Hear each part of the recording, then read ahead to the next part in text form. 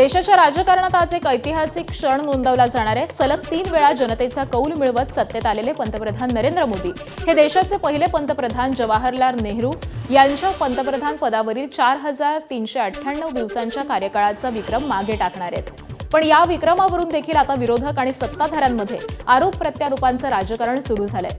नेहरूंच्या कार्यकाळाची बरोबरी होईल, मात्र नेहरूंची बरोबरी होणार नाही अशा शब्दांमध्ये काँग्रेसनं भाजपला प्रत्युत्तर दिलंय। तर मोदींचे भविष्यातील रेकॉर्ड कुणीही मोडू शकणार नाही असा दावा भाजपनं केलाय।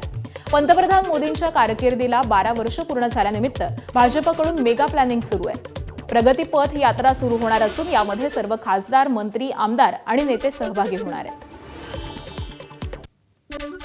उपमुख्यमंत्री एकनाथ शिंदे यांनी पंतप्रधान नरेंद्र मोदी यांच्या 12 वर्षांच्या कारकिर्दीचं कौतुक केलंय। पंतप्रधान पदाचा इतिहासातील सर्वाधिक कार्यकाळ मोदींच्या नावावरती असून 12 वर्षात त्यांनी एकही सुट्टी न घेता काम केल्याचं शिंदे म्हणालेत।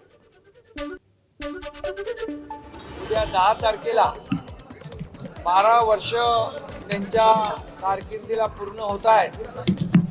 मी त्यांचं मनापासून अभिनंदन करतो आणि त्यांना खूप खूप शुभेच्छा देतो। छगन भुजबळांना राज्यसभेवर संधी न मिळाल्यानं त्यांनी उघड नाराजी बोलून दाखवली। पुतणे समीर भुजबळांना मंत्रिपद देण्याची अट भुजबळांनी घातली होती, मात्र त्यांची ही अट मान्य झाली नसल्याची माहिती आहे। दरम्यान आपण नाराज नसल्याचं समीर भुजबळांनी एबीपी माझाशी बोलताना स्पष्ट केलंय। मंत्रिपदाची शपथ घेण्यासाठी वेळ कमी होता असंही त्यांनी कारण दिलंय। तर मंत्रिमंडळ विस्तारावेळी संधी मिळेल असा शब्द भाजपनं दिल्याचं समीर भुजबळांनी सांगितलंय। बीजेपीचा हा काही विरोध नव्हता आणि राहिला प्रश्न पक्षाकडून पण जे आहे साहेबांना राज्यसभेसाठी आणि मंत्रिपदासाठी जे आहे होकारसुद्धा त्यांनी दिलेला होता। बीजेपीचा हा काही विरोध नव्हता आणि राहिला प्रश्न पक्षाकडून पण जे आहे साहेबांना राज्यसभेसाठी आणि मंत्रिपदासाठी जे आहे होकारसुद्धा त्यांनी दिलेला होता। मध्य प्रदेशात काँग्रेसच्या राज्यसभा निवडणुकीच्या उमेदवार मीनाक्षी नटराजन यांचा नामांकन अर्ज रद्द झाल्यानं मोठा राडा झालाय। मीनाक्षी नटराजन यांच्या अर्जामध्ये मोठ्या त्रुटी असल्याचं समोर आलं।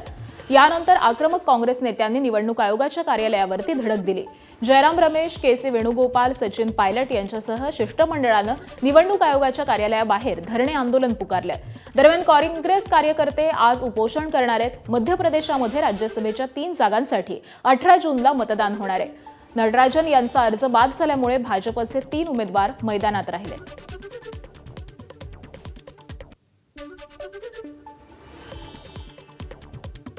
कभी ऐसा नहीं हुआ कि बिना कोई कारण बताए हुए केस को रिजेक्ट किया। नॉमिनेशन पेपर को हमारे उम्मीदवार पर कोई एफआईआर नहीं है, कोई चार्जशीट नहीं है, कोई मुकदमा नहीं है, लेकिन जानबूझ के लोकतंत्र की हत्या करने की जो कोशिश की जा रही है उसके विरोध में आज हम लोग यहाँ पर आए।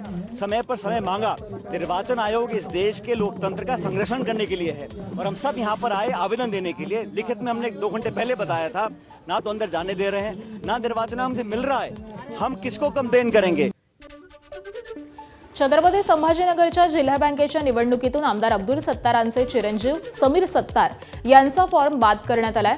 अर्जामध्ये किरकोळ चुका काढून अर्ज अवैध करण्यात आल्याचा आरोप करण्यात येतोय। त्यामुळे छत्रपती संभाजीनगरमध्ये भाजप आणि शिवसेनेत नव्या वादाला तोंड फुटण्याची शक्यता आहे।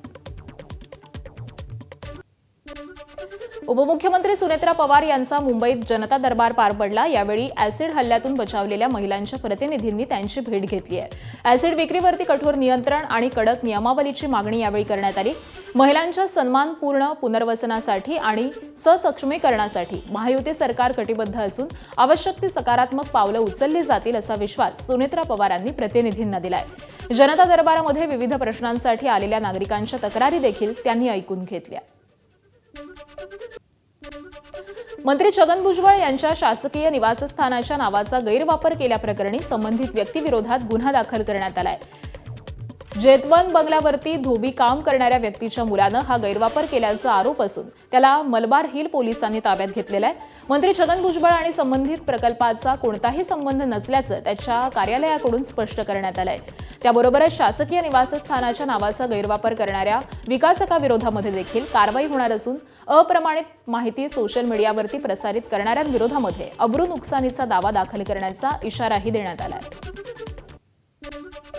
बुलढाण्यातील राजकीय वाद आणखी तीव्र झालाय. भाजपचे जिल्हाध्यक्ष आणि माजी आमदार विजयराज शिंदे यांनी शिवसेना आमदार संजय गायकवाड यांना 100 कोटी रुपयांची अब्रू नुकसानीची नोटीस पाठवली आहे. वकील असीम सरोदे यांच्यामार्फत पाठवलेल्या या नोटीसीमध्ये 15 दिवसात सार्वजनिक माफी मागण्याची मागणी केलेली आहे. त्याबरोबरच संजय गायकवाड यांच्यावरती पॉक्सो, अॅट्रॉसिटी आणि मानवाधिकार उल्लंघनासारख्या गंभीर कायद्याअंतर्गत गुन्हे दाखल करण्याची मागणीही पोलीस अधीक्षकांकडे केली आहे.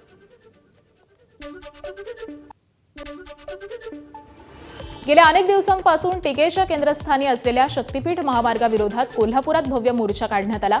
दसरा चौकचे जिल्हाधिकारी कार्यालयापर्यंत हे आंदोलन करण्यात आलं.